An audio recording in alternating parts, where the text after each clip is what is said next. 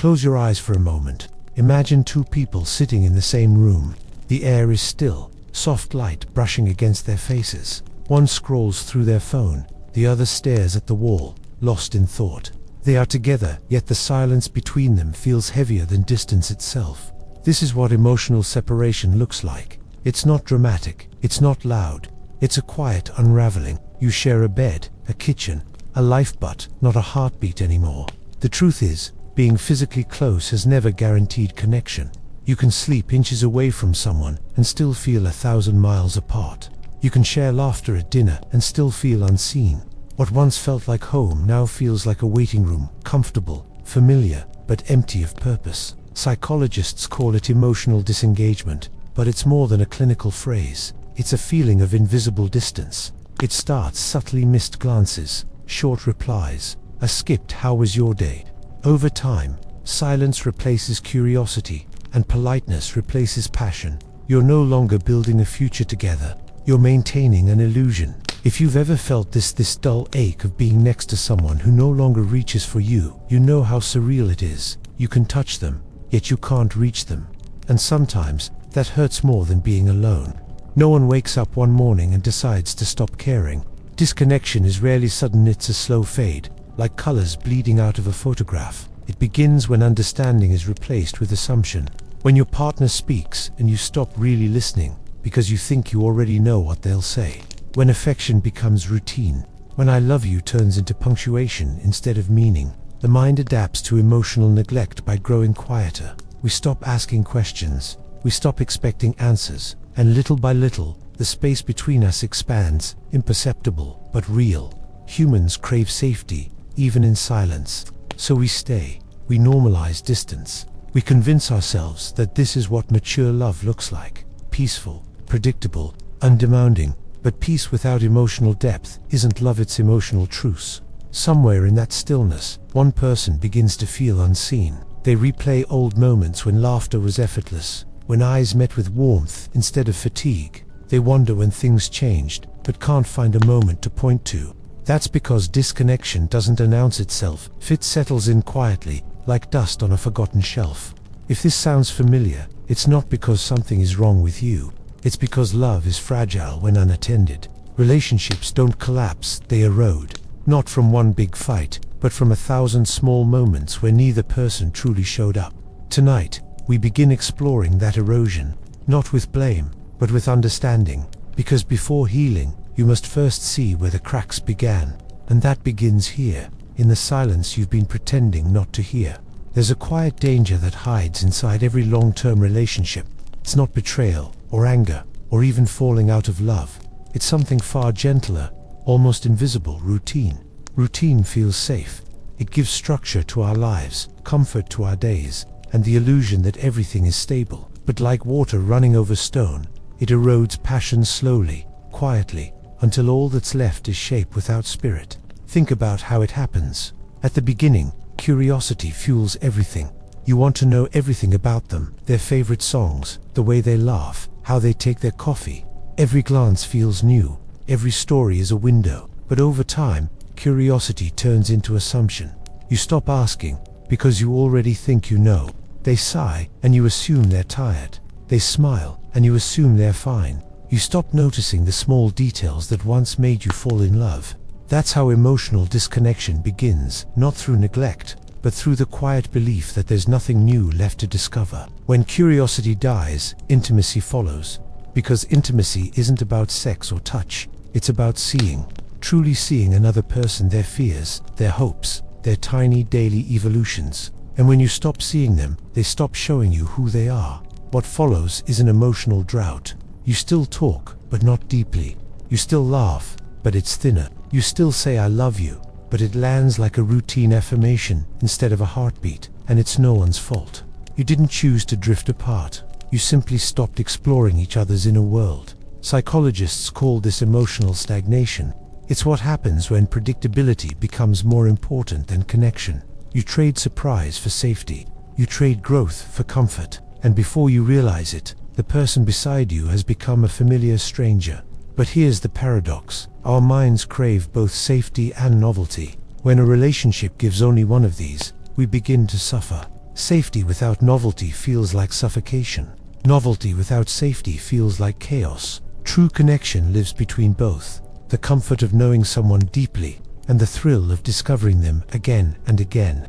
If you've been together for years, it's not that love disappears, it just stops breathing when you stop feeding it with curiosity. Ask yourself, when was the last time you looked at your partner with new eyes? When was the last time you asked them about something that wasn't logistical? Not what time will you be home, but what's been on your mind lately. Most relationships don't die because of lack of love. They die because people stop learning each other. The daily rhythm becomes mechanical. Wake up, work, dinner, sleep. The same sentences, the same gestures, the same quiet distance. You become efficient at living together, but not alive together. It's easy to mistake familiarity for intimacy, but they are not the same. Familiarity is knowing where their toothbrush is. Intimacy is knowing why they cried in the shower last week, and holding that truth gently, without judgment. If you feel this quiet disconnection, don't panic. It doesn't mean your relationship is broken. It means it's asking to be noticed, to breathe again, to be watered with curiosity. Sometimes, the most loving thing you can do is ask a question you haven't asked in years. Not about plans, but about dreams. Not about chores, but about fears. Because love, when starved of curiosity, forgets how to grow. So tonight, if you're lying beside someone who feels far away, remember, closeness doesn't return by demanding it. It returns when you start wondering again. When you remember that the person beside you is still a mystery, even after all these years. And when you start looking at them, not as who they were, but as who they might still be becoming. That's how reconnection begins, not with effort, but with attention. With the soft realization that there is always more to learn, even about the ones we think we know best. Sometimes the silence between two people isn't loud, it's heavy. It doesn't echo with anger or pain, it just lingers like fog. That's what emotional numbness feels like. Not chaos, not heartbreak, but a quiet emptiness that takes residence in the spaces love once filled. When you reach this point, you stop fighting, but not because everything is fine. You stop because nothing feels worth fighting for anymore. The relationship continues on autopilot, two people performing a script they've both forgotten the meaning of. You still do the things couples are supposed to do: cook, talk, touch, smile, but it feels rehearsed, not lived. This numbness doesn't announce itself with conflict. It arrives gently, disguised as peace. You tell yourself things are calmer now. There are no arguments, no tears, no drama, but deep down, there's also no pulse. You've learned to coexist without colliding. You've made truce with indifference. Psychologically, what's happening here is the mind's way of conserving energy. When emotional needs go unmet for too long, the brain adjusts by numbing. It quiets feelings that once hurt too much to bear. You begin to feel less, not because you've healed, but because you've shut down the part of you that still cared. It's the same mechanism that activates after trauma or loss. Emotional anesthesia. It's your psyche saying, this is too much, let's just not feel at all. At first, it's a relief. You stop crying, you stop worrying, you stop overthinking. But with time, you realize you've also stopped feeling joy, excitement, even tenderness.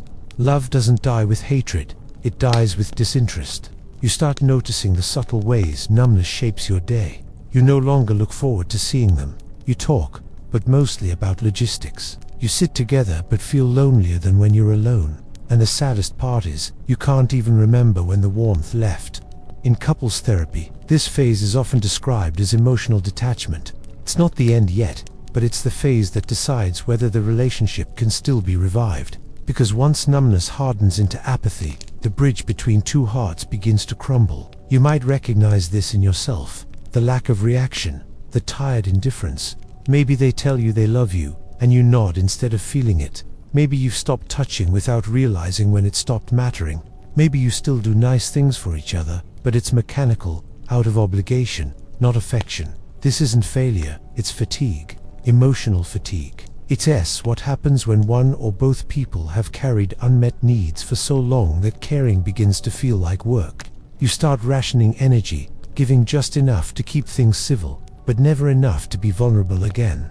Because vulnerability, once rejected, becomes too risky.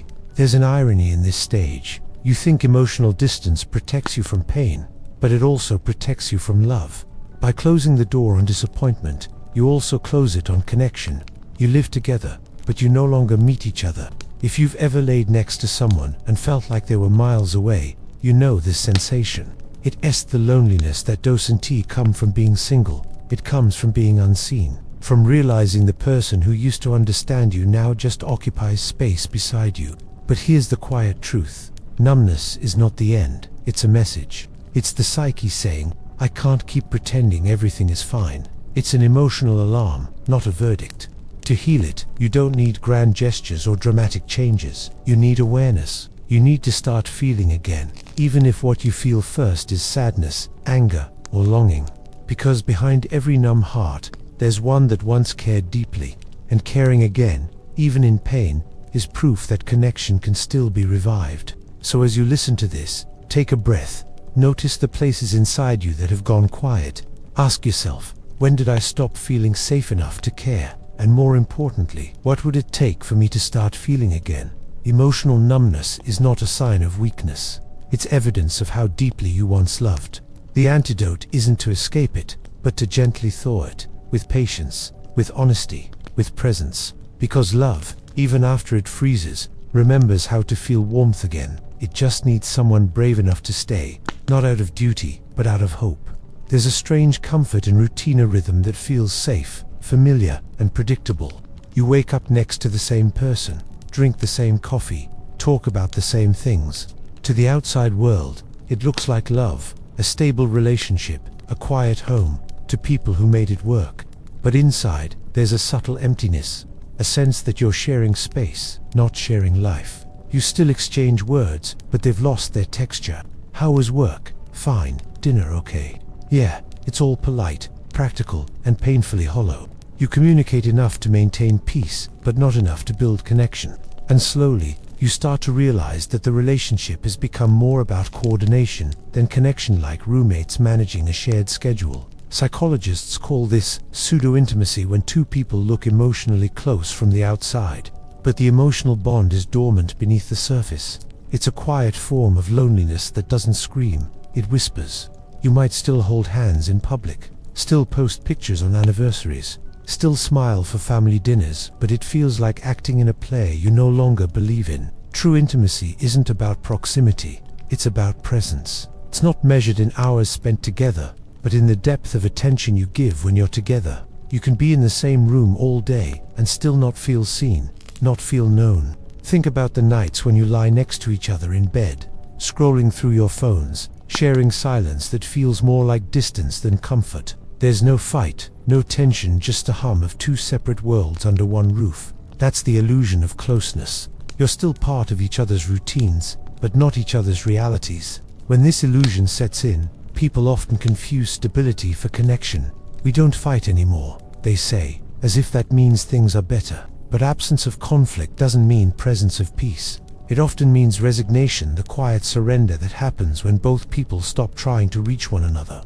Underneath that calm exterior, something deeper is missing.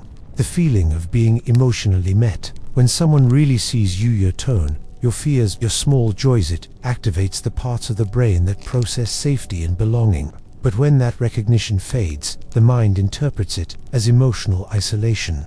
Even if the person is right beside you, your body begins to feel alone. This is why loneliness in relationships feels heavier than loneliness in solitude. When you're single, your solitude has space, it's open, breathable, filled with potential. But when you're with someone who no longer connects with you, your solitude feels confined, like a room with no windows. Many couples stay here for years, out of love, or habit, or fear of what life would look like without each other.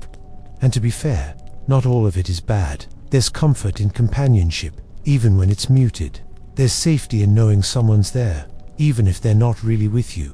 But deep down, the heart keeps score. It knows when presence has turned into performance. So what do you do when the illusion of closeness feels easier than facing the truth of distance? You begin, not by demanding change, but by noticing. Notice how often your conversations are about logistics, not feelings.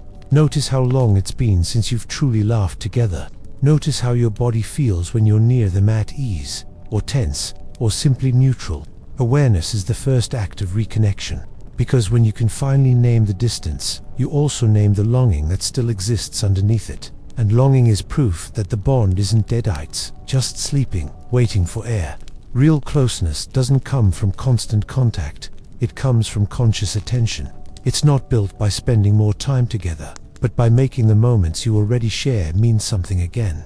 Tonight, maybe you can begin with something small, a question that isn't about the day, but about the heart. What have you been thinking about lately? What do you miss about us? Or maybe just a moment of silence, not the kind that separates, but the kind that invites. Because love doesn't disappear all at once. It fades in the spaces where curiosity used to live. And if you listen closely, beneath the silence, you can still hear it breathing quietly, patiently hoping to be found again. There's a comfort that turns dangerous when it goes unnoticed, familiarity. At first, it feels like love's reward. You know each other's routines, habits, the rhythm of each other's moods. You finish sentences, anticipate needs, move through the day as if guided by muscle memory. But somewhere along the way, that familiarity stops feeling intimate. It becomes a mirror that reflects only what you already expect to see. In the early stages of love, every detail feels electric. You pay attention. You listen closely, study expressions, absorb their energy like sunlight. Every small difference feels like discovery. But once comfort replaces curiosity, the mind starts to autopilot. You stop seeing them, not because you don't care, but because your brain assumes it already knows them. Psychologically, this is called perceptual closure. The brain fills in blanks instead of perceiving something anew. In relationships, it means you stop being present with who they are now and relate instead to who they used to be. You wake up beside the same person, but it is not really them, you re-seeing it, as the memory of who they once were to you. And memories can't evolve, they just replay. The person you love is changing quietly every day, as are you. Yet familiarity tricks you into believing nothing has changed at all. You begin to treat the relationship like a finished story, instead of a living one. This illusion has a cost, emotional stagnation. You don't ask new questions, you don't risk new honesty. You assume they'll react the way they always have, so you don't bother opening up. You might not even notice the small ways they've been reaching out. A sigh, a shift in energy, a subtle request for connection that goes unheard because you think you already understand them. In truth, familiarity without attention breeds blindness. You start missing the subtle signs of emotional fatigue, the quiet disappointment behind their smile, the way their laughter sounds forced now, the absence of warmth in their eyes when you walk in the room. You chalk it up to stress, work, or routine, anything but the possibility that love itself is hungry for recognition. It's not that you've stopped loving each other, it's that you've stopped noticing how love needs to be rediscovered continuously. It lives in curiosity, not in certainty. To love someone is to keep learning them, their shifting thoughts, fears, and dreams. Familiarity whispers, you already know who they are. Love whispers back, look again. The mirror of routine becomes dangerous because it only reflects sameness. When you stop seeing change in your partner, you also stop offering your own evolution. You shrink yourself to fit the role they remember. You become predictable to match their expectation. And slowly, both of you disappear inside a script that no longer fits either of you. You begin to say things like we've just grown apart, but often it's not growth that separates people, it's the refusal to witness each other's growth. You can't stay connected to someone you've stopped perceiving. Real love requires the courage to re-meet the person you think you already know. Try this. Imagine walking into a room where your partner sits. Forget who they've been to you, the history, the roles, the disappointments. Look at them as if for the first time. Notice the posture, the small lines of fatigue, the quiet humanity that lives in their face. See them not as your partner, but as a person, complex, flawed, still trying. In that moment of honest attention, something shifts. The mirror breaks, and in its shards you start to see them again. Not the version you built in your mind, but the one still unfolding in front of you. That's where real intimacy begins again, in awareness, in remembering that love isn't a possession, it's a perception. It must be renewed, chosen, and practiced. Familiarity may make you comfortable, but it also makes you blind, and blindness, left unchallenged, becomes disconnection. So, look again, not through memory, but through presence. Ask, listen, observe, see them as the living, breathing story they are.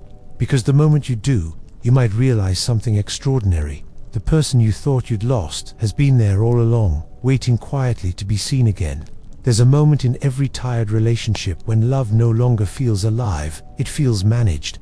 The warmth doesn't disappear overnight. It fades slowly, replaced by a calm that isn't peace but emotional shutdown. This isn't failure or cruelty, it's biology. When your heart begins to ache from the same disappointment, your brain intervenes. The limbic system, the part that processes emotions, starts protecting you the only way it knows how, by dimming everything. It dulls excitement and shields you from pain in the same motion.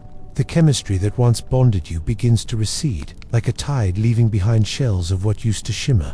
At the beginning of love, the brain floods itself with dopamine, oxytocin, serotonin. Every message, every touch, every glance triggers reward. You feel seen, safe, high on the possibility of belonging. But when conflict, neglect, or emotional distance repeat over time, the brain learns that closeness no longer equals safety. What was once comfort becomes a source of uncertainty. To protect itself, the mind it stops releasing the chemicals that spark affection and connection. It quiets attachment cues. The body still remembers what love felt like, but it no longer trusts it. So you start to feel detached, not because you've stopped caring, but because your nervous system is trying to keep you safe from caring too much. That's why arguments stop hurting as deeply after a while. Why indifference replaces passion. It isn't that you've lost all feeling, it's that the brain has numbed what it can't resolve. Emotional shutdown becomes the body's way of saying, I've had enough pain for now. This is what psychologists call emotional withdrawal, defense mechanism born from repeated disappointment. The brain treats relational rejection like physical pain. MRI scans show that heartbreak activates the same neural pathways as a burn or bruise. When that pain becomes chronic, the brain adapts by dampening response. You stop feeling the sting, but you also stop feeling the warmth. If you've ever noticed yourself pulling away even from kind gestures, hesitating before a hug, brushing off affection you secretly want, that's emotional withdrawal in action. The body resists what the mind no longer associates with safety. It's not because you're cold, it's because you're scared. Inside that quiet self-protection, something tragic happens. The very behaviors meant to save the relationship space, silence, self-control, become the ones that erode it further. When you withhold emotion to avoid hurt, your partner senses absence and pulls back to P2. Two nervous systems begin mirroring each other's caution until intimacy becomes extinct. The brain mistakes distance for stability. It tells you, if I don't feel, I can't be hurt. But what it forgets is that love itself is a risk. Real connection depends on vulnerability, the one thing numbness forbids. You may still perform the gestures of care. You ask how they are. You make dinner. You nod and smile. But beneath it, everything feels flat, like reading a favorite poem in a language you no longer understand. This is why falling out of love often feels like losing a sense rather than losing a person. The world looks the same, yet colors fade. Music sounds thinner. Their voice, once electric, now barely registers. That's the chemistry of protection taking over perception. But here's what many forget. What the brain turns off, it can also turn back on. Neuroplasticity, the mind's ability to rewire, means that connection can be relearned if safety returns. When you start re-engaging with empathy, honesty, and gentleness, the body begins to relax again. Slowly, those reward pathways reopen. The way back starts small. It begins with noticing your own numbness without judging it, with admitting, I feel detached, and that scares me. Awareness is how you tell your brain it's safe to feel again. Then, extend that same awareness to your partner. Instead of forcing closeness, create calmness moments where neither of you has to defend. Emotional safety always precedes emotional revival. Love isn't just a feeling, it's a neurological pattern, built and rebuilt through presence. Every time you choose patience over withdrawal, curiosity over assumption, your brain takes note. It begins to believe again that connection can exist without danger. So if you find yourself numb, remember, this isn't the death of love. It's the nervous system asking for gentler hands. What you've lost isn't passion, it's trust in what passion once promised. And trust, like the brain, can heal. Let tonight be a pause, a soft reminder that even when the mind shuts down to survive, the heart keeps its quiet memory of warmth. Given time, presence, and safety, it knows exactly how to find its way back. Sometimes we don't stop feeling because we want to. We stop because our mind quietly decides that feeling is unsafe. when you've been misunderstood for too long, when every attempt to connect ends in silence or tension, your mind begins to hide inside itself. It starts building small internal rooms, places of withdrawal, daydreams, distractions, anywhere that feels less threatening than the person sitting across from you. You might still talk, smile, nod, even touch, but none of it feels genuine anymore. It's like watching yourself perform through glass. The body stays, the heart retreats. This is not coldness. It's a coping mechanism. The mind protects you the way a frightened child covers their ears during a storm, not because they don't want to hear the world, but because they can't bear the noise anymore. When disconnection becomes repetitive, the mind begins to prioritize predictability over passion. It tells itself, if I stop expecting warmth, I won't be disappointed. This is how emotional numbness evolves into emotional avoidance. You don't just stop feeling, you start avoiding the conditions that could make you feel again. Because feeling would mean reopening the wound you've tried so hard to close. You notice it in small ways. You no longer share the deeper thoughts that used to spill out freely. You filter your words before speaking, afraid of indifference or misunderstanding. You tell them it's fine even when it's not, because explaining would take too much energy. And the more you hide, the safer you feel until safety begins to feel like loneliness. In psychology, this is called protective withdrawal. It's a subconscious self-defense response triggered by repeated emotional disappointment. The brain begins to associate vulnerability with threat. Every time your feelings were dismissed or minimized, your amygdala, the part of your brain that scans for danger, took note. It learned that opening up is risky. So, it shuts down the impulse to reach out again. And here's the paradox. This protective instinct works. You stop getting hurt, but you also stop being seen. You stop letting yourself be known. It's like living in a house with all the doors locked. No one can break in, but no one can visit either. You find peace in solitude, but ache for the very closeness you've barred yourself from receiving. When two people in a relationship both start doing this, the connection doesn't just fade, it collapses inward. You can sense each other's walls, but don't have the strength to climb them anymore. Every interaction becomes surface level, every silence slightly defensive. Love becomes a negotiation between fear and longing. What's tragic is that the other person often interprets your withdrawal as disinterest. They don't see it for what it is, a wound wearing armor. They feel rejected, so they withdraw too, and thus, the feedback loop of distance continues. To the outside world, you both seem calm, even functional. There's no visible tension, no obvious conflict, but inside, your minds are running quiet emergency drills, trying to maintain stability in the absence of connection. You both become curators of appearances, guarding the illusion that everything's fine. But the mind doesn't hide out of malice. It hides out of exhaustion. It hides because it still remembers what openness felt like, and how much it hurt to lose it. Healing begins not by forcing the doors open, but by acknowledging that they exist. By saying, I've been protecting myself, without shame. Because self-protection is evidence of sensitivity, not failure. You can only numb what once mattered deeply. So how do you coax a hiding mind back into the light?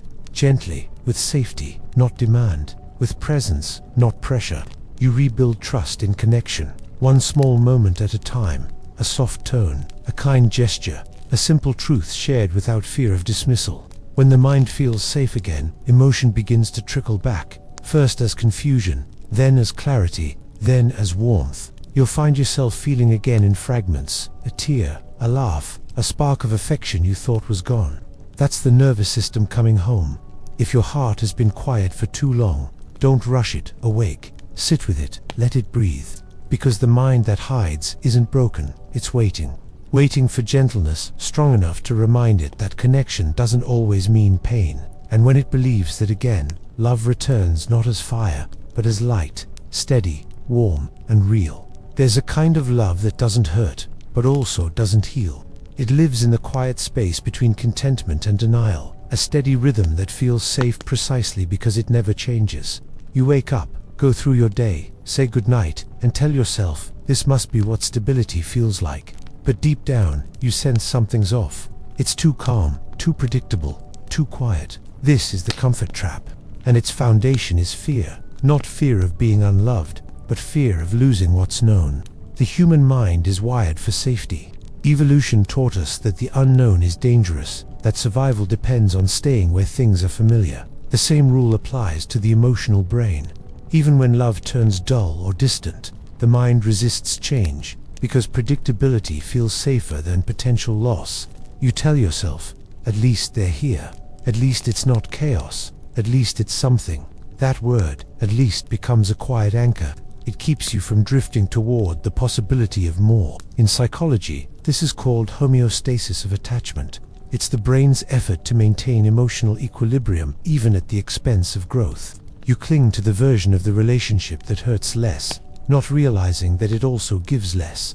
It starts small. You stop bringing up what bothers you because you don't want to fight. You avoid deep conversations because they feel uncomfortable. You choose routine over honesty, quiet over truth. And every time you do, you trade authenticity for stability. But there's a hidden cost to this emotional economy. The more you avoid tension, the more numb you become. The more you protect the peace, the less alive you feel within it. You start shrinking to fit the limits of what's familiar, afraid that asking for more might break what's left. The fear of losing what's known can disguise itself as loyalty. You convince yourself you're staying because love requires endurance. You tell yourself that commitment means accepting boredom, that maturity means silence. But the truth is, you're not staying because it's right. You're staying because it's safe. Safety is intoxicating when you've been hurt before. It gives you predictability, but also keeps you from transformation. You can't evolve in a cage, even if the cage is comfortable. Think about it. When was the last time you truly felt alive in this relationship? Not content alive. The kind of aliveness that makes you curious, expressive, inspired. That feeling only comes when risk is present, when both people are still willing to reach beyond what's easy and into what's uncertain. But uncertainty is terrifying to the wounded heart. It whispers, if you reach for more, you might lose everything. And that whisper keeps you small. You might even start convincing yourself that what you have is enough. After all, many people have less. They cheat, they fight, they break apart. You don't. You coexist peacefully. So you stay, convincing yourself that peace must mean love. But love without depth is just coexistence.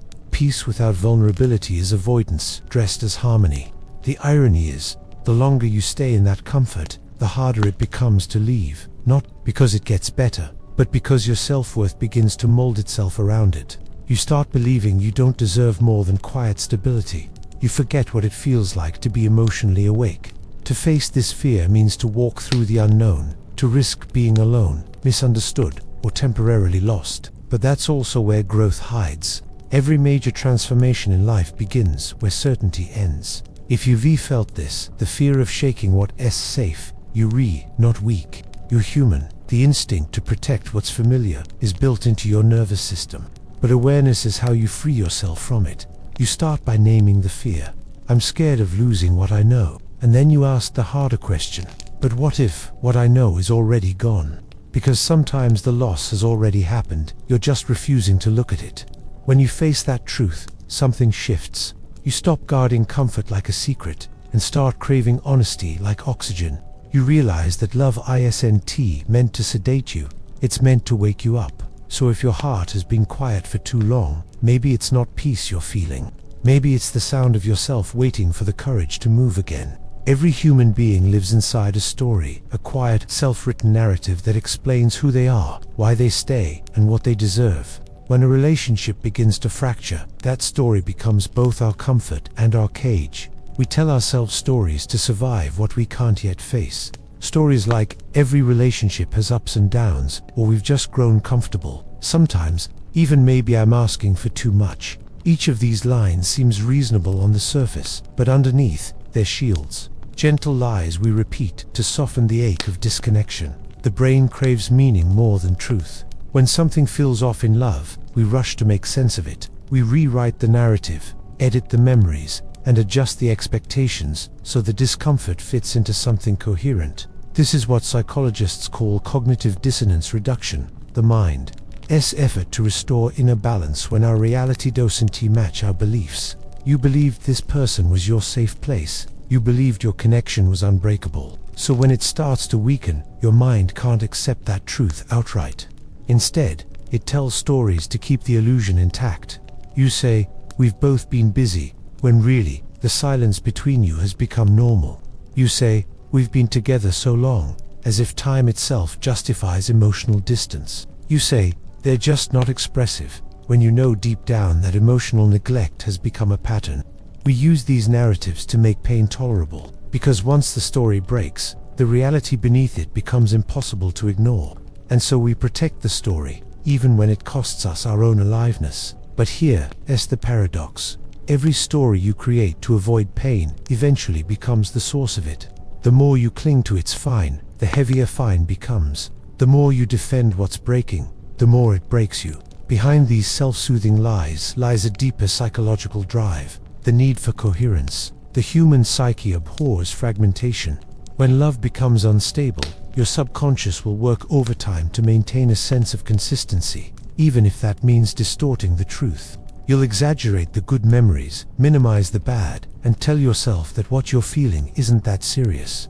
It's a form of self-preservation, but one that slowly turns into self-betrayal. You can feel this process happening in small moments. When you avoid saying what's really on your mind, when you downplay how lonely you feel next to the person who once made you feel whole, when you lie awake at night, replaying conversations that never quite reach the heart of things. You call it patience, understanding, resilience, but really, it's fear wearing the mask of love. Fear of being alone, fear of starting over, fear of acknowledging that the story you built your world around might no longer be true. But the truth, however painful, carries freedom. It frees you from the exhausting task of defending a fantasy. It gives you back the energy you've been using to sustain denial, and it allows the possibility of change, not as destruction, but as rebirth. The hardest moment is the one when you stop telling the story, when you sit in the silence without rewriting it, and let reality speak. That's when grief rushes in. Because ending a story doesn't just mean losing a partner, it means losing the version of yourself who believed in it. Yet that grief is sacred. It's not a sign of weakness, but of awakening. You're not breaking down, you're breaking open. When you stop defending the illusion, you make space for truth to enter. And in that truth, something remarkable happens. The pain that once frightened you becomes your teacher. You begin to see not just how the relationship failed, but how you've been protecting your own heart by refusing to let it evolve. The stories we tell ourselves are not lies in the malicious sense. They're re-emotional translations, the best our heart can do when it's not ready for reality. But healing begins the moment you allow yourself to rewrite the narrative honestly. Not, we're fine, but I'm lonely.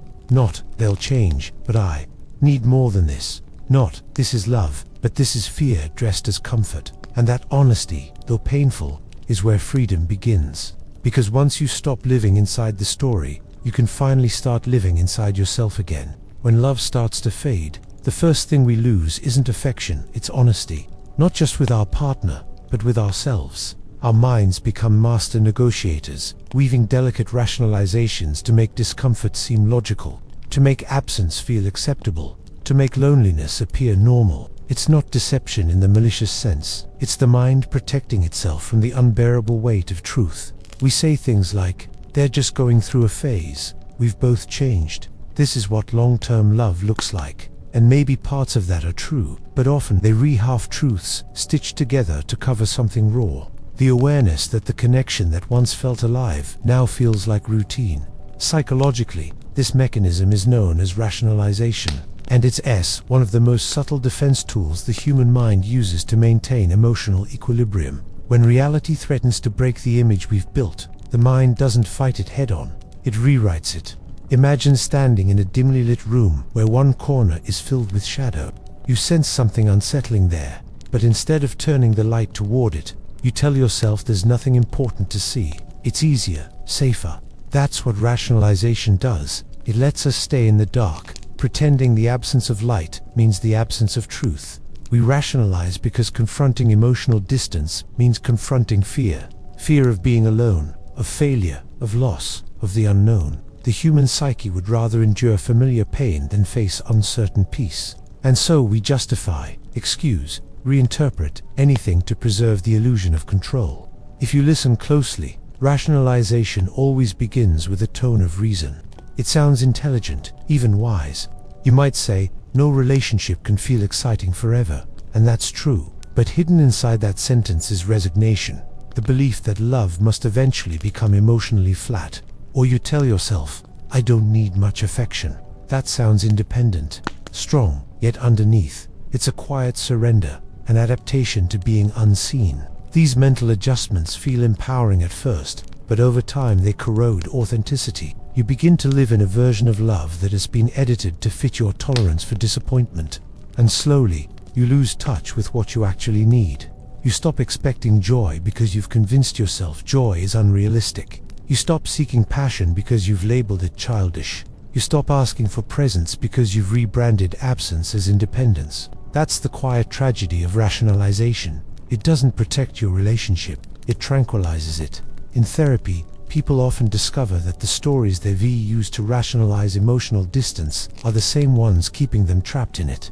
A woman might say, "I don't want to pressure him, he's just not emotional." But the truth underneath is, "I'm terrified he'll leave if I ask for more." A man might say, "We're just not physical anymore, but we're a great team." The truth hiding there is, "I miss feeling desired, but I don't know how to admit it." These stories protect us from pain in the short term, but they steal from us in the long term. They take away the possibility of genuine intimacy, the kind built on vulnerability and truth, not on well-constructed excuses. Rationalization can even become a shared language between partners. Two people agree to avoid the uncomfortable truths together. They both know something is missing, but neither wants to be the one to say it. So they call it compatibility, they call it peace.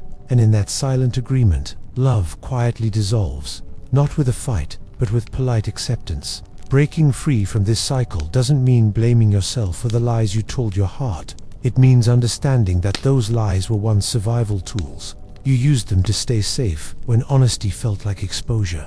But emotional maturity begins when you dare to let those rationalizations fall away. When you can say, "I've been explaining away my own unhappiness because I didn't know how to face it."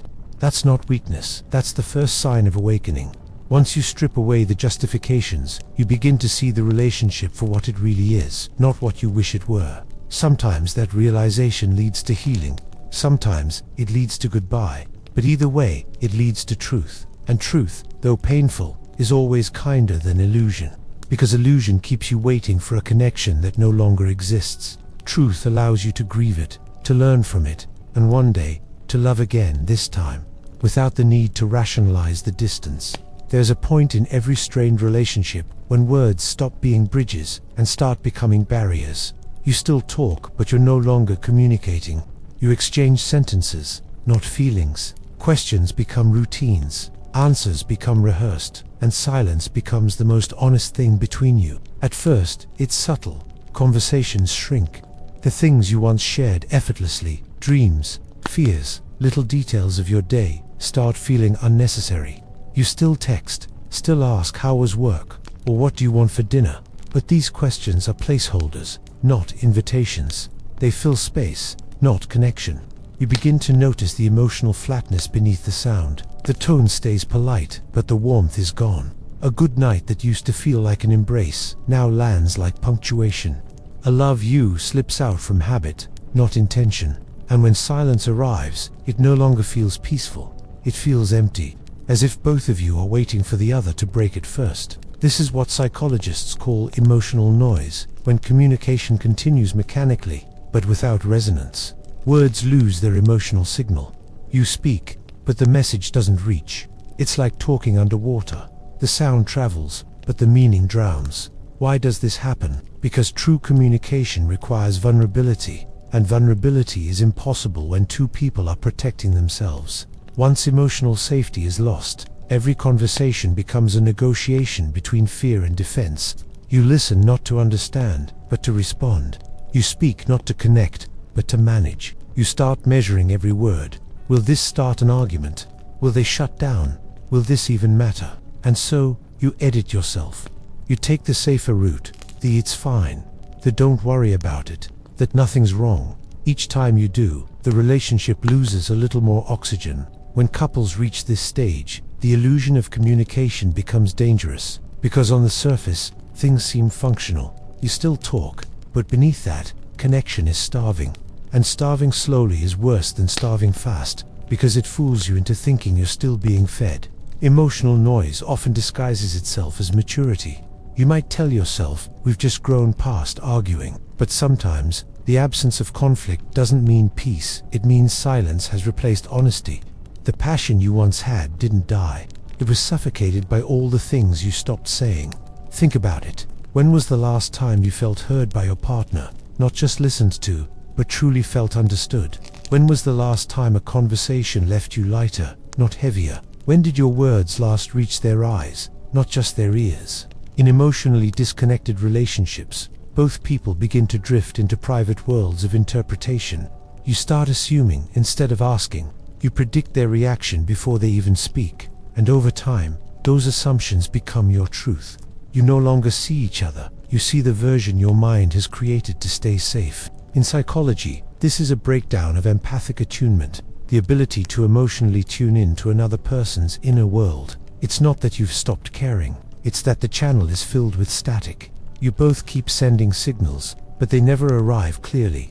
Ironically, sometimes the more words you use, the less you say. Over-explaining becomes a form of control, a desperate attempt to force clarity where there's no longer emotional availability.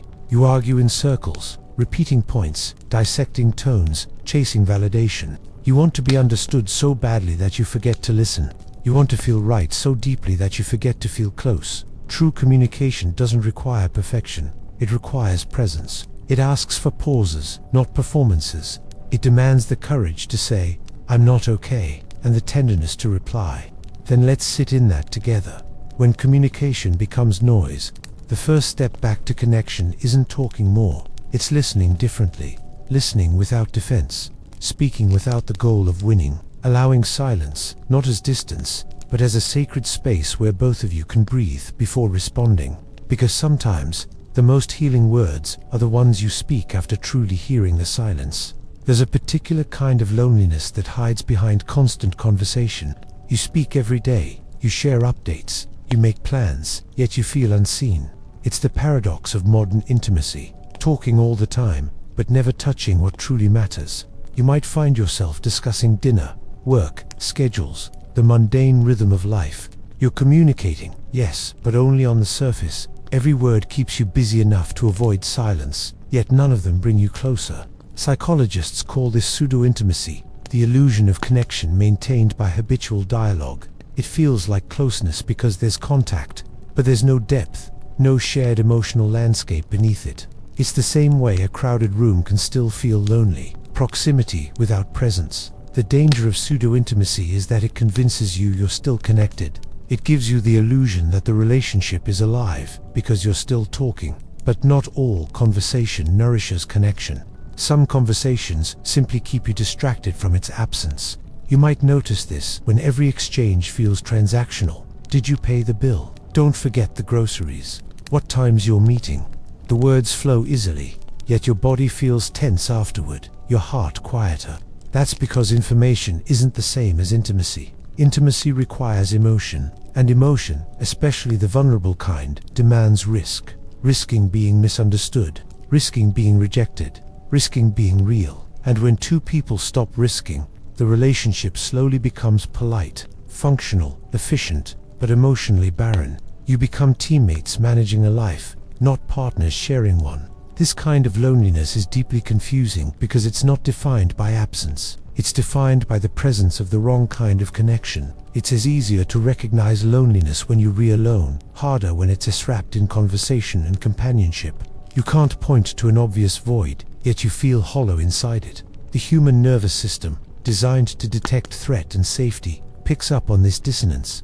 You're hearing words of partnership, but your body feels distance. Your mind says, "I'm loved," while your gut whispers, "Something's missing." This mismatch creates what psychologists call emotional incongruence, when what S said and what S felt don't align. Over time, this incongruence wears on your psyche. You start doubting your own perception. Maybe I'm expecting too much. Maybe this is normal. But normal doesn't always mean healthy. Normal just means familiar. The reason this kind of loneliness feels so heavy is because it drains without drama. There's no explosion, no betrayal, no clear event to blame. It's a quiet erosion, like water wearing away stone. You wake up one day realizing you've been lonely for years, but you can't remember when it started. And because you're still talking, you convince yourself there's hope. We just need to communicate more. But more isn't always the answer. Different is. You don't need more words, you need truer ones. Ones that carry feeling, ones that risk misunderstanding, ones that bring you back to the reality of who you are and what you need. Sometimes that means admitting, I don't feel connected to you anymore. Not as accusation, but as truth. Sometimes it means sitting in silence together, not rushing to fill it, letting it stretch long enough for honesty to surface. Because the purpose of communication isn't to fill space, it's to reveal it. And if you're always talking, you never give silence a chance to show you what's been missing. When communication becomes noise, and noise becomes normal, loneliness grows roots in the quiet spaces between words. But those spaces aren't your enemy. They're the doorway back to meaning if you're willing to stop talking long enough to listen. Connection begins not in conversation, but in awareness, in the willingness to feel again. To say less, mean more, to stop describing life together and start living it again. Because love doesn't die when we stop talking, it dies when we stop listening. In every relationship, there are two kinds of hunger, the hunger for love and the hunger to be understood. The first is easy to talk about. We say, I love you, I miss you, I need you. But the second, the hunger to be understood, often goes unnamed. It hides quietly beneath daily gestures, beneath politeness, beneath routines that look fine from the outside. You can be loved and still feel unseen. You can be cherished in words, yet starved in presence. And the tragedy is, most people never learn how to name that hunger. Emotional needs aren't dramatic, they're subtle. They sound like I wish you'd listen without fixing, or I just want to feel safe to speak without being judged. But we rarely say them out loud, because naming a need feels risky. It exposes the part of us that fears rejection the most. From childhood, many of us learn that needing too much equals weakness. We're told to be strong, to self-soothe, to not depend too heavily on others. By the time we reach adulthood, we've mastered emotional independence to the point of emotional isolation. So when the ache appears, that deep desire to be felt, not just loved, we silence it. We convince ourselves it's selfish. But unmet needs don't disappear. They ferment quietly beneath the surface. They show up as irritability, resentment, distance. You find yourself snapping at small things, withdrawing for no reason, feeling restless in moments that should feel peaceful. You tell yourself you're just tired, but fatigue isn't the issue. It's deprivation, emotional malnutrition, disguised as calm. In relationships, this unspoken hunger becomes contagious. When one partner hides their needs, the other senses it but doesn't understand. The emotional rhythm of the relationship shifts. Conversations lose their warmth. Intimacy feels like something you have to initiate, not something that happens naturally. And here's the quiet truth. Love cannot nourish what it does not recognize. You can't be fed by affection that doesn't meet your specific hunger. This is why people in long-term relationships often say, I shouldn't feel this lonely. It's not about absence of care, it's about absence of it too. One partner might believe they're giving enough love, while the other feels emotionally hollow, because what's being offered doesn't match what's being needed. Psychologists call this misattunement, and it's one of the most common yet invisible causes of emotional distance. It's not cruelty, and it's not indifference. It's simply a mismatch between how love is expressed and how it's received. For example, one person might express love through problem solving, trying to fix every issue. But the other person doesn't want solutions, they want empathy. They want to be felt with, not fixed. Or one person shows affection through physical closeness, while the other craves emotional presence, eye contact, listening, shared silence. When these needs go unnamed, both people begin to assume the worst. They don't care, they've changed. But the truth is simpler and sadder. They just stopped speaking the same emotional language. To name your needs is to reclaim your emotional voice. It's to say, this is how I feel loved, not as a demand, but as a truth. It's to invite your partner to meet you where you actually live, not where they assume you do. Yet, to do that requires courage, because once you name a need, you make its absence undeniable. You can no longer pretend that fine is enough.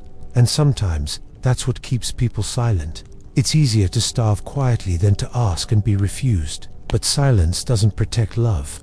It quietly dismantles it. Every unspoken need becomes another layer of emotional distance. Every swallowed truth becomes a wall. The real act of intimacy is not physical closeness, it's psychological openness. It's the moment you say, I want to feel understood, and the other person responds, then help me understand. That's not weakness, that's bravery, because to be known is to be vulnerable, and to be vulnerable, truly, is to be alive. So if you've been hiding your needs out of fear, remember this: you don't lose love by asking for what you need. You lose it by pretending you don't have any. There's a strange truth about emotional starvation. It rarely looks like hunger. Most of the time, it looks like irritability, fatigue, or even indifference. People don't walk around saying, "I'm starving for affection." They say, "I'm just tired," or "I've been busy," or "I'm fine." But underneath those neutral phrases lies a quiet depletion, the slow exhaustion that comes from being emotionally unfed. When your needs for validation, affection, or empathy go unmet for long enough, your nervous system begins to adapt. It numbs itself to survive the drought. At first, you notice small changes. You stop looking forward to seeing them. You stop sharing little details of your day. You start avoiding moments that once brought you joy. Eventually, that emotional silence feels normal. You call it maturity. You call it routine. But really, it's your heart conserving energy. In psychology, this process is called emotional desensitization, when the mind suppresses its need for connection because it no longer expects it to be met.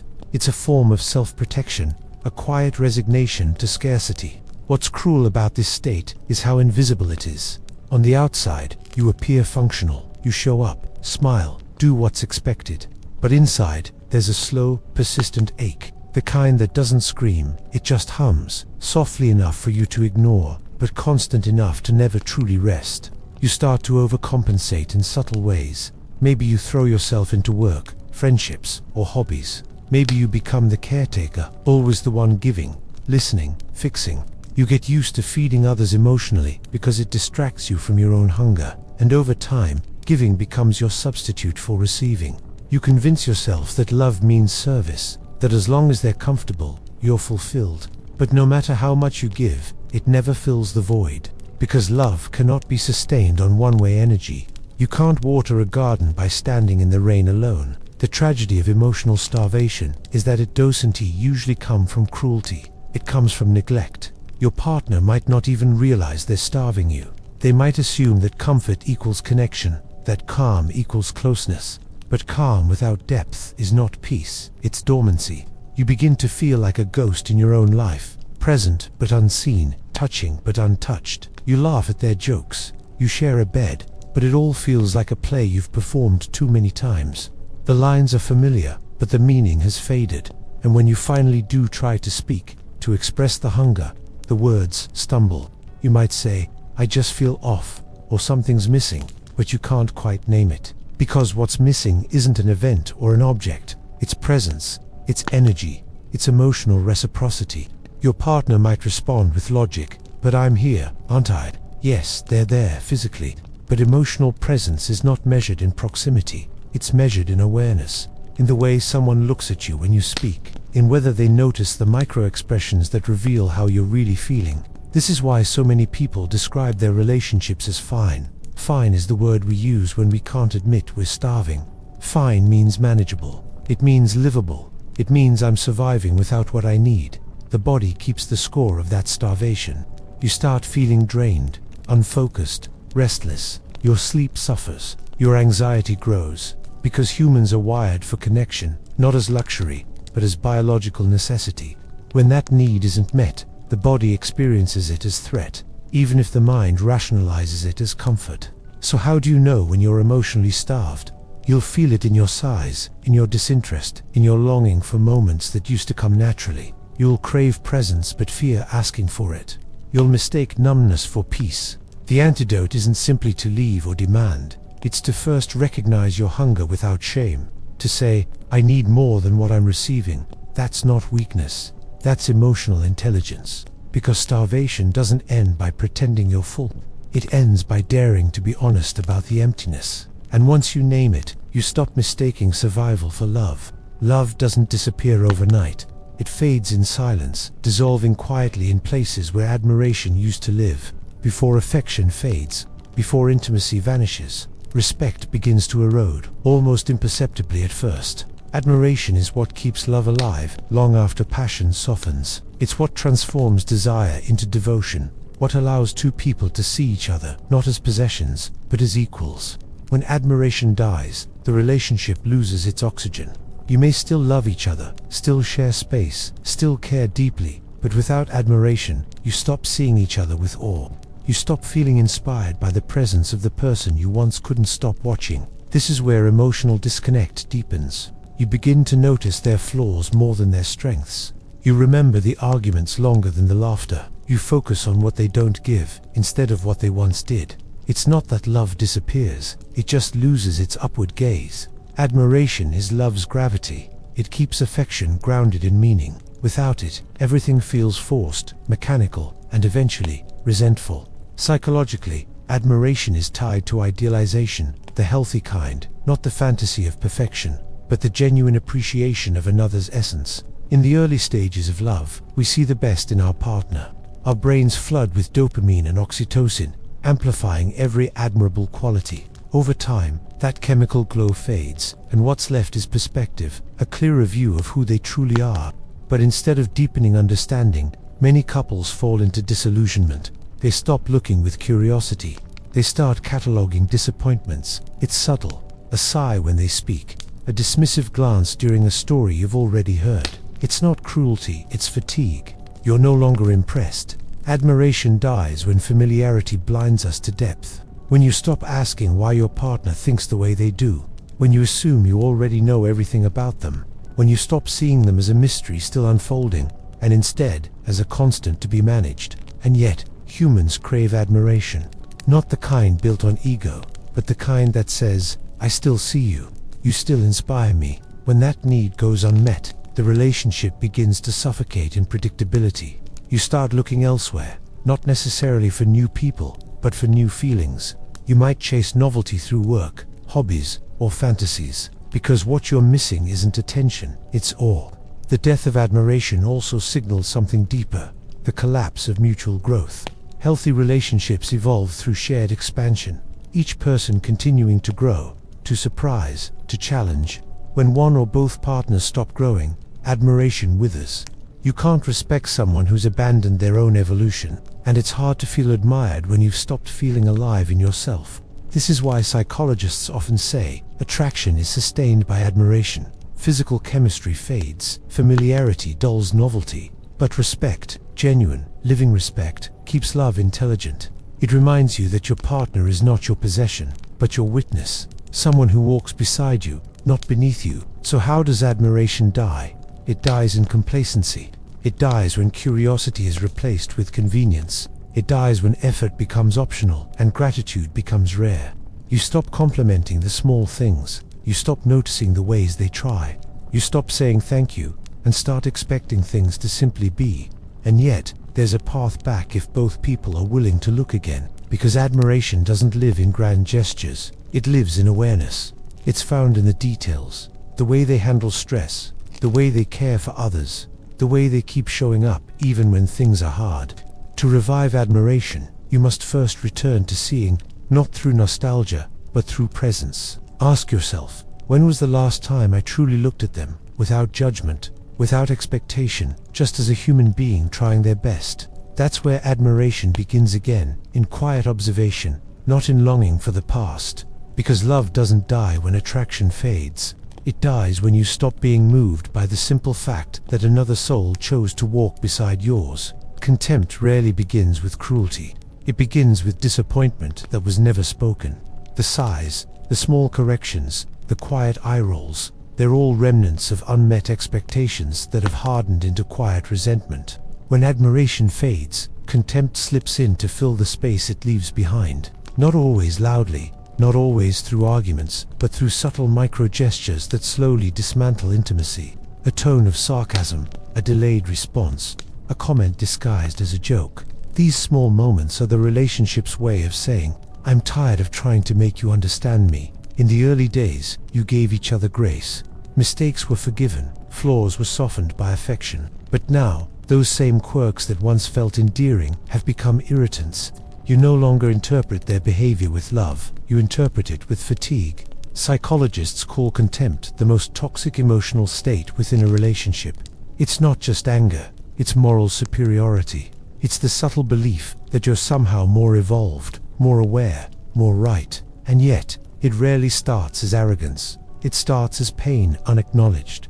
When you've expressed a need for too long without being heard, your mind stops asking gently and starts protecting aggressively. Contempt becomes armor.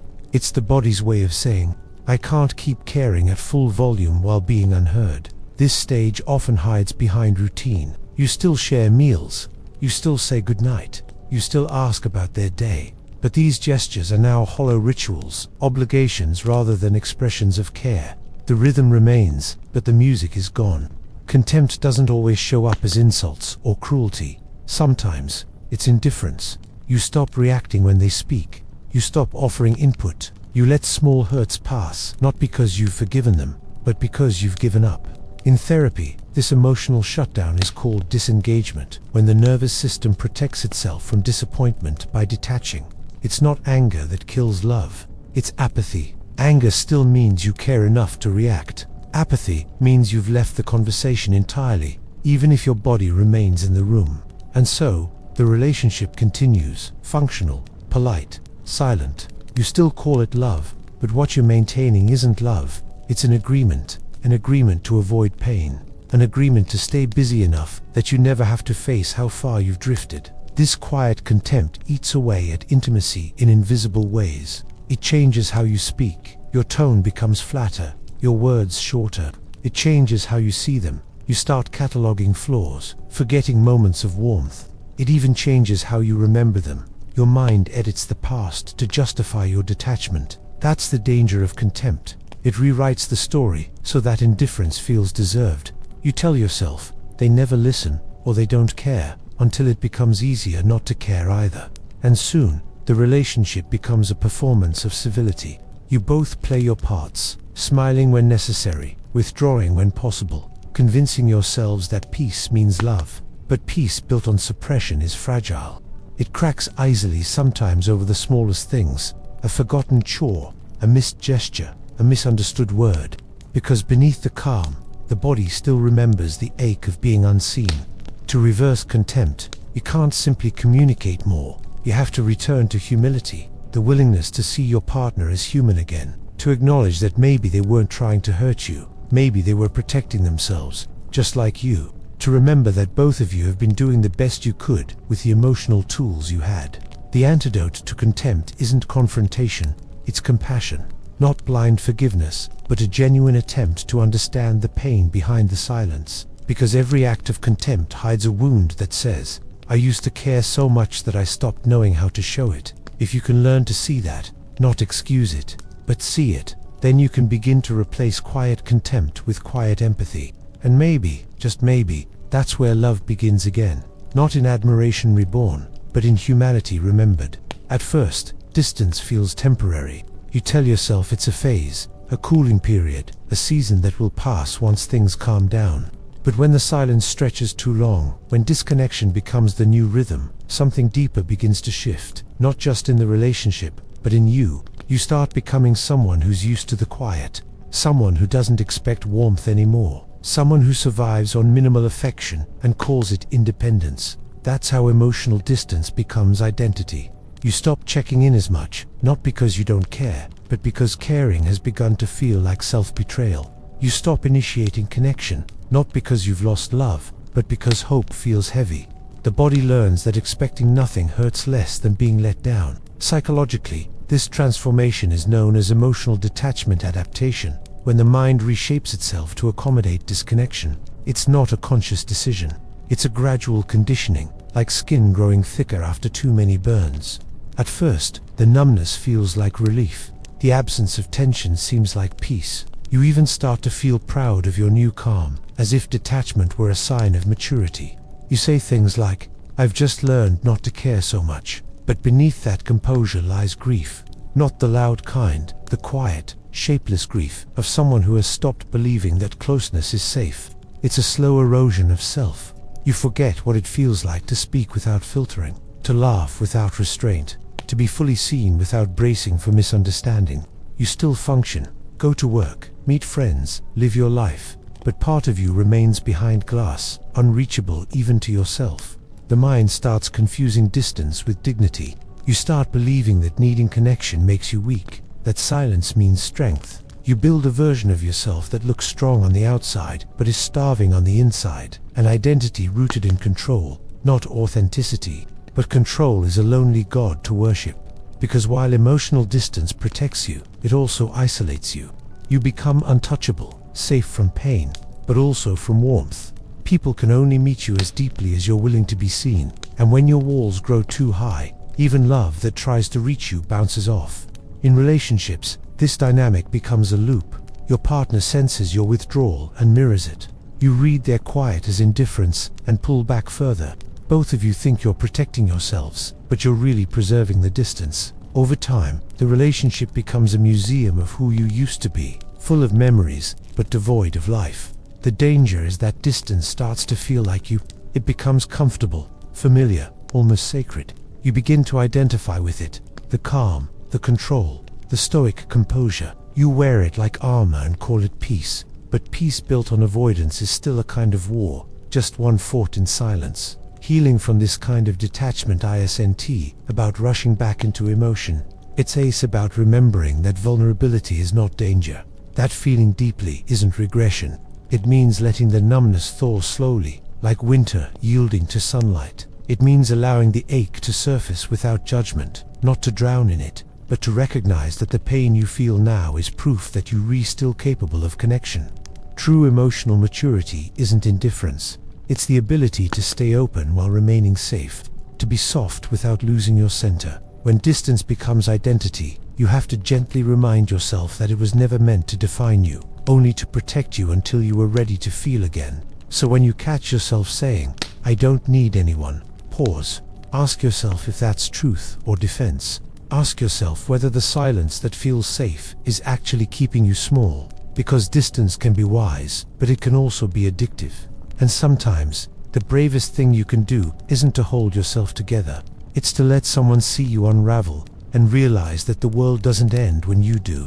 There's a strange peace that comes with emotional detachment. At first, it feels like healing, a calm after too many storms. The silence no longer hurts, it soothes. You tell yourself, "I've finally found balance." But beneath that balance, something deeper is happening. The body is learning to find comfort in distance. You begin to prefer solitude, not because you love being alone, but because it feels easier than connection. People start to feel unpredictable, and emotions start to feel unsafe. So you retreat into control, into the safety of your own mind. You think before you speak, you measure before you feel, you retreat before you're reached. And with each small act of protection, the distance grows more familiar. In psychology, this process is often described as avoidant adaptation, the nervous system's way of protecting itself from emotional threat by finding safety in detachment. What was once a defense mechanism becomes a lifestyle. You don't mean to stop feeling, but the absence of chaos feels so good that you begin to fear its opposite, vulnerability. Over time, comfort and numbness begin to look the same. You start mistaking quiet for peace, routine for security, disinterest for independence. You stop seeking excitement because it feels unstable. You stop craving passion because passion is unpredictable. You tell yourself that calm is maturity, and in many ways, it is. But when calm becomes your only emotional state, you've traded depth for control, and control is seductive. It gives you the illusion of power, power over rejection, over disappointment, over pain. You decide who gets close, how far they can go, when the conversation ends. You think this is freedom, but it's actually fear in disguise. Because real freedom, the absence of risk, it's the ability to remain open despite it. This kind of emotional self-containment feels safe, but it quietly isolates you from the very experiences that make life meaningful. You stop letting people in, even the ones who love you. You start saying, "I'm just not emotional," or "I don't get attached easily." But deep down, you remember the version of yourself that once cared easily, the one who felt deeply and spoke openly. That person isn't gone. They're just waiting for safety to return. The comfort of detachment can also create what psychologists call emotional minimalism, the belief that needing less makes you stronger. You start romanticizing self-sufficiency to the point where interdependence feels like weakness. You pride yourself on being low maintenance, on not needing reassurance, on being fine on your own. But beneath that independence, there's a subtle exhaustion, because pretending not to need anyone takes effort. It requires constant regulation, suppressing longing, silencing emotion, rewriting loneliness as peace. The mind convinces you that this self-contained version of love, quiet, distant, efficient, is the ideal. No drama, no intensity, no vulnerability. But that's not love. That's emotional management. It's two people keeping each other company while never truly touching each other's inner worlds. And yet, it's hard to give up that comfort. After all, chaos taught you that closeness can hurt. It taught you that emotion can turn into argument, that openness can be used against you. So when you finally find stillness, you cling to it, even if it costs you connection. But the truth is, detachment isn't peace, it's pause. It's the body saying, I need rest before I can open again, and that's okay. The danger only comes when you forget to unties, when you let protection become identity. Healing isn't staying numb, it's learning how to feel safely again. It's realizing that vulnerability doesn't have to mean chaos, that love doesn't have to mean loss of self. It's allowing someone to approach you slowly, carefully, while you stay grounded in your own calm. You don't have to swing back into intensity. You just have to let warmth back in. A small gesture, a longer eye contact, a truth spoken softly. Detachment kept you safe when you needed it to. But now, safety isn't about distance. It's about trust in yourself, in others, in love that doesn't demand you to shrink. Because comfort without connection isn't peace. It's a waiting room for a life you've forgotten how to feel. After a long period of emotional distance, the hardest thing isn't missing someone, it's letting them close again. The silence becomes familiar, the walls start to feel like home. And when someone reaches for you, even gently, it feels like intrusion rather than comfort. That's the paradox of healing. The closer you get to connection, the more afraid you become of it. Reconnection, to a wounded mind, feels like walking barefoot over old glass. You know what it means to open up, to risk misunderstanding, to feel exposed, to hand someone the power to hurt you again. So you hesitate, even when part of you longs for closeness. This hesitation isn't weakness, it's biology.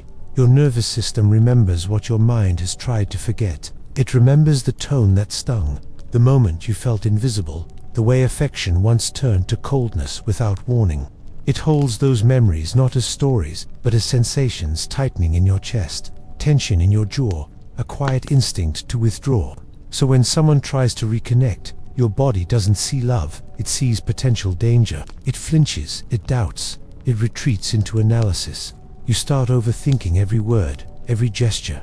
You ask yourself, do they really care? Is this temporary? Am I being naive?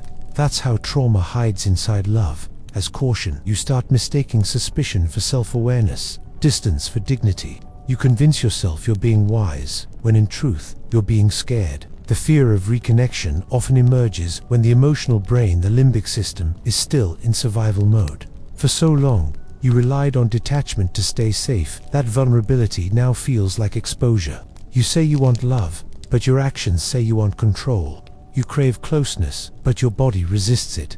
And so begins the quiet internal war between desire and defense. You reach out, then pull back. You share a little, then feel foolish for doing so. You say, I'm fine, when what you really mean is, I don't know how to let you in. This push and pull isn't irrational. It's the body's way of testing safety. It's saying, prove to me that it's different this time. But no one can fully prove that. Love will always carry risk. Connection will always require some degree of surrender. Healing, then, isn't about eliminating fear. It's about learning to move with it. It starts small, not with grand gestures or forced openness, but with presence. You begin by noticing when you tense up, when your instinct is to shut down. You breathe through those moments instead of obeying them. You let the body learn that not every touch means harm, not every silence means abandonment. True reconnection is not a single act. It's a gradual relearning of trust, not in others, but in your own ability to stay safe while feeling deeply. Because here's the truth. Love can't heal you if you're only half present. The parts of you that hide must be invited back, one by one. The tender, insecure, hopeful parts that once believed in love, they deserve to exist again. Reconnection doesn't begin with another person. It begins with you remembering that you are safe enough to open, that your boundaries aren't walls, they're doors, and you decide who walks through them. Yes, you might be hurt again. Yes, Some people will fail to meet you fully, but living half-closed isn't protection, it's postponement of life. The fear of reconnection is the fear of feeling, but feeling is what makes healing possible. You don't need to rush back into vulnerability, you only need to stop running from it. So let someone see you, even briefly. Let warmth in, even if it scares you. Let silence between you be filled, not with words, but with willingness. Because love, at its deepest level, isn't about certainty, it's about courage. And courage doesn't mean the absence of fear. It means letting fear sit beside you while you reach out anyway. After a long time living behind walls, being seen again feels almost unbearable. You've gotten used to invisibility, to the safety of not being fully known. There's a strange comfort in being hidden.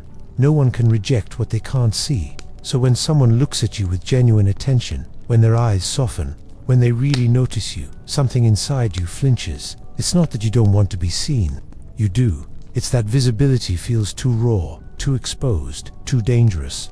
The mind that's been guarded for too long associates being seen with being judged. It remembers moments when honesty led to shame, when openness invited criticism. So, instinctively, it hides even from kindness. You deflect compliments. You laugh off vulnerability. You change the subject when someone gets too close.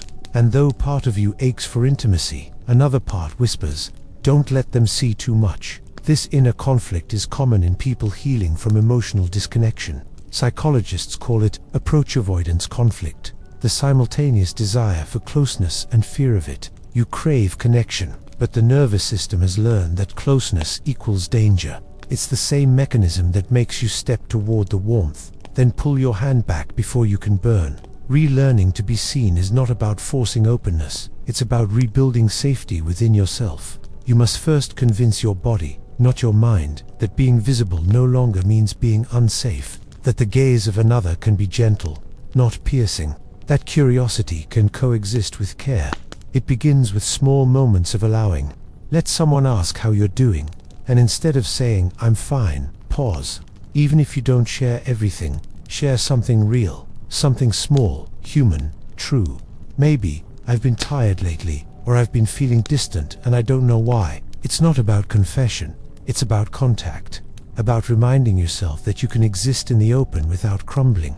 Being seen is not about performance, it's not about impressing or proving, it's about letting another person witness the quiet truth of you, the softness, the uncertainty, the still healing parts that are still learning to trust. The more you allow yourself to be seen in small, safe doses, the more your nervous system recalibrates. It learns that visibility doesn't always lead to pain, that openness can coexist with peace, that love doesn't always demand perfection, and something miraculous begins to happen. You start to feel alive again, because being seen isn't just about others, it's about seeing yourself. You can't be known by anyone if you're still hiding from your own reflection. So you start noticing yourself the way you want to be noticed, gently, curiously, without judgment. You listen to your thoughts without rushing to correct them. You allow your feelings to exist without naming them as weakness. You look at your own reflection, not as a problem to fix, but as a person to understand. This internal visibility creates the foundation for external connection, because you can only meet others as deeply as you've met yourself. When you finally begin letting people see you again, some won't know how. They'll misunderstand, they'll misread your silence, your slowness, your caution. That's okay. Being seen is not about everyone understanding you, it's about allowing yourself to exist without hiding. The ones meant to stay will learn your pace. They'll meet you with patience, not pressure. To be seen is to risk being misunderstood, but it's also the only way to feel truly loved. Because love that never sees you isn't love, it's projection. Real intimacy begins when the masks fall and both people stand there, imperfect and aware, yet willing to stay. So don't rush your return to visibility. Let it unfold the way dawn unfolds after a long night. Softly, gradually, but inevitably. Because no matter how long you've lived in the dark, the human heart is built to seek light again. And when it finally finds it, when someone looks at you and you don't flinch, you'll realize something profound. You were never afraid of being seen. You were afraid that if you were seen, you wouldn't be accepted. But now you know, the right eyes don't judge. They recognize. At some point, love stops being about possession or performance. It becomes awareness, the deep, quiet recognition of another soul existing beside yours. No more chasing, no more convincing, no more proving, just presence. When you've walked through silence, disconnection, and detachment, something inside you shifts. You stop seeing love as a constant exchange of emotion and start recognizing it as a state of awareness, a steady seeing, an honoring of what is, rather than what you wish it to be. You no longer crave grand gestures or dramatic apologies. You crave understanding. You crave stillness, the kind of connection that doesn't demand, that doesn't take, that simply is. Psychologically, this transformation marks the shift from attachment-based love to conscious love. Attachment says, I need you to make me feel safe. Awareness says, I already feel safe within myself, and from that place, I choose you. It's the difference between love as survival and love as expression. In attachment, the mind grasps. It needs reassurance, validation, constant proof. In awareness, the heart expands. It doesn't need to own or control. It observes, it accepts, it witnesses. This kind of love can only emerge after you've lost yourself once, after you've mistaken comfort for peace, silence for safety, and distance for strength. Because when you've known the emptiness of disconnection, you stop confusing stillness with numbness. You learn the difference between detachment and presence. Presence isn't the absence of emotion, it's emotion without chaos. It's the ability to feel deeply without drowning. It's the kind of love that sits beside pain instead of trying to fix it. When love becomes awareness, you no longer see your partner as a mirror of your worth.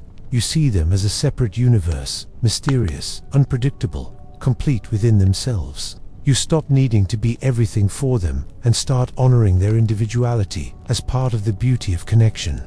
And yet, awareness doesn't mean indifference. It's not passive, cold, or detached. It's warm in a different way, like sunlight filtering through a window, not demanding attention, but always there. It's a love that says, I see you clearly and I'm not trying to change you. This kind of love is rare because it requires inner maturity, the ability to stay open without clinging, to care deeply without controlling, to stay honest without defending. It asks you to drop your stories, the narratives of who hurt you, who misunderstood you, who failed you, and meet the person in front of you as they are now. Not as your past, not as your fantasy, but as your present. Awareness-based love feels quieter but deeper. It doesn't explode, it breathes. It doesn't need constant reassurance because it isn't rooted in fear. It trusts. It knows that connection doesn't need to be proven every day. It simply needs to be remembered. In this state, even pain becomes meaningful. When conflict arises, you no longer rush to win, you listen. You look beneath the words, into the patterns. You see the fear under the anger, the longing beneath the silence. You realize that love's purpose isn't to avoid pain, but to make it conscious, to transform unconscious reaction into mutual understanding. And maybe, for the first time, you stop asking, how do I keep this? And start asking, how do I stay aware enough not to lose myself in it? Because real love doesn't consume you, it awakens you. Awareness turns relationships into spiritual mirrors. You start noticing how your partner reflects your own shadows, your impatience, your defensiveness, your need for control. And instead of blaming them, you thank them, because awareness reveals not who they are, but who you've become in response. In that reflection, healing happens. You begin to understand that love was never about finding completion in another, but about remembering your wholeness in the presence of another. So when love becomes awareness, it stops being about forever. It becomes about now. Not, I'll love you until the end, but I love you fully in this moment. Not, you complete me, but you remind me that I am already complete. And in that stillness, that mindful seeing, you realize something profound.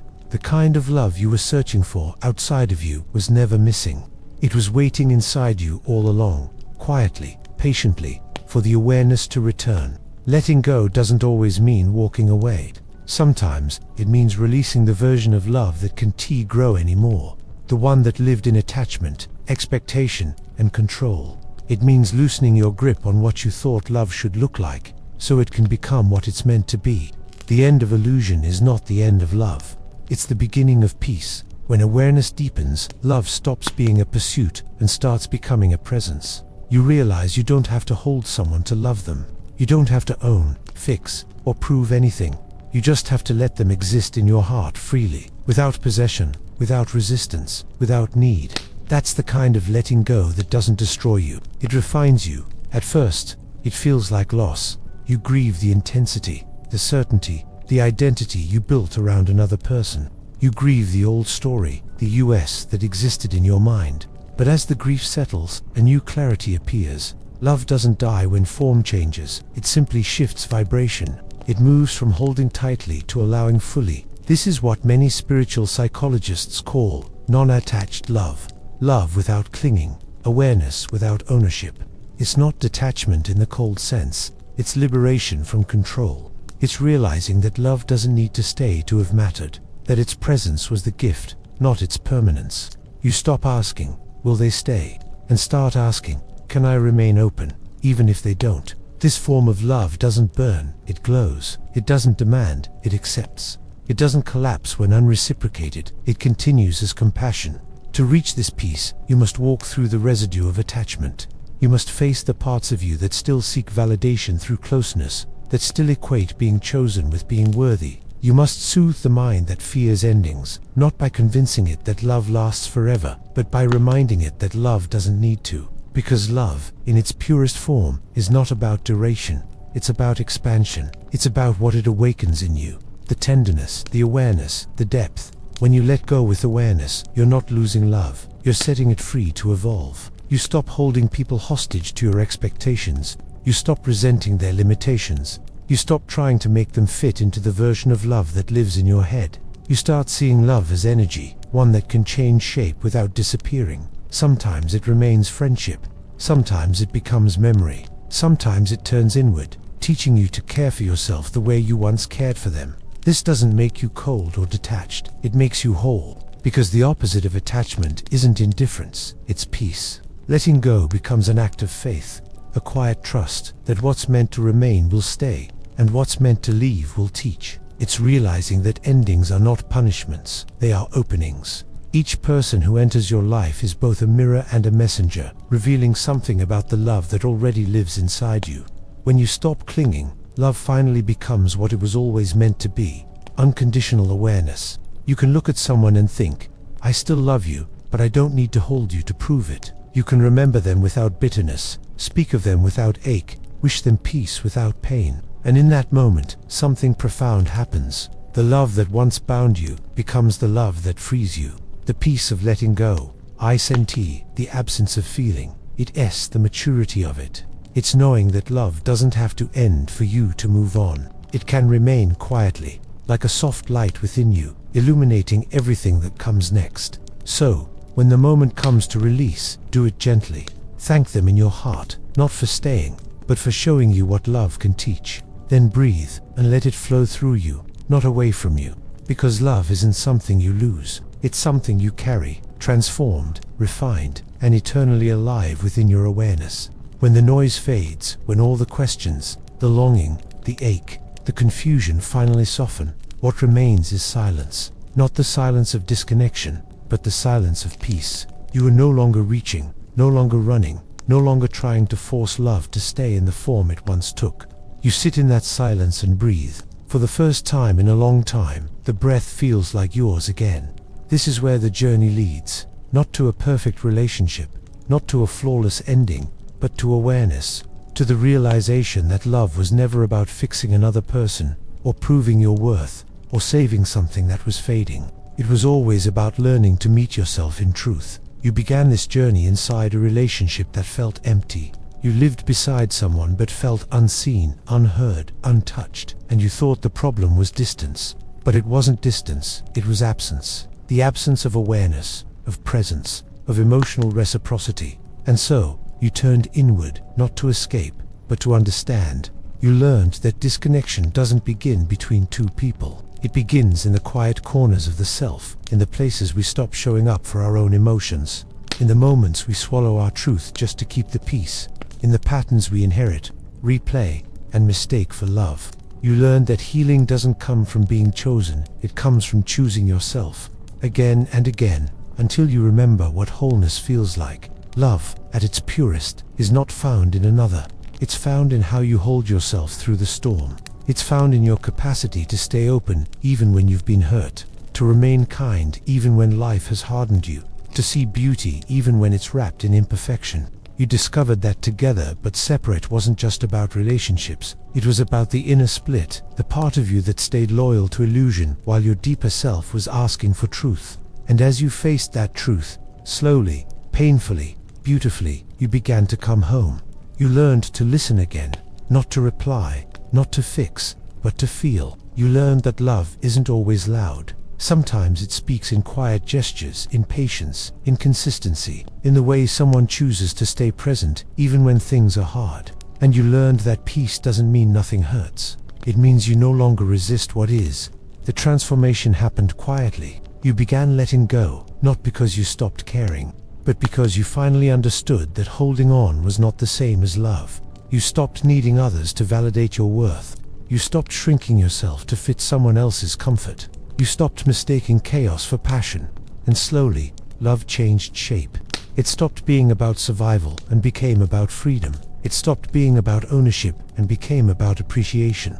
It stopped being about forever and became about presence. Now, when you love differently. You love without fear. You love without pretending. You love without needing to be saved. Because you've realized you were never broken, only disconnected from your own wholeness.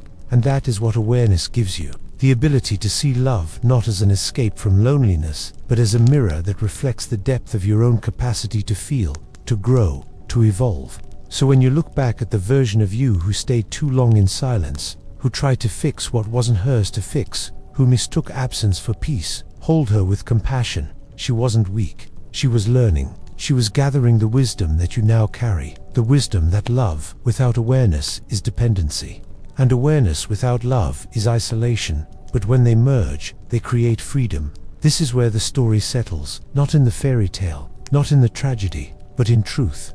You may still share your life with someone, or you may walk alone for a while. Either way, you are no longer living separate lives inside the same skin. You've come back to yourself whole, awake, unguarded. You realize that the goal was never to be loved perfectly. It was to love consciously.